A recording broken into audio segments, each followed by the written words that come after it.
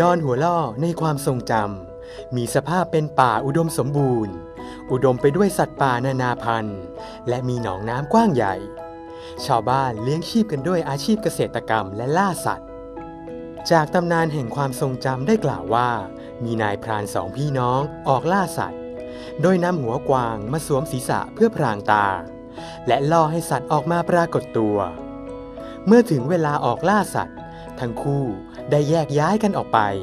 จนกระทั่งทั้งคู่ต่างมาเจอกันจนทำให้เกิดการเข้าใจผิดคิดว่าเป็นกวางป่าทั้งคู่จึงยิงปืนเข้าหากันจนเสียชีวิตทั้งคู่จึงเป็นตำนานที่เล่าขานกันมาจนถึงปัจจุบันชาวบ้านจึงเรียกพื้นที่แห่งนี้ว่าหนองหัวล่อต่อมาได้เพี้ยนเป็นดอนหัวล่อตราบจนถึงทุกวันนี้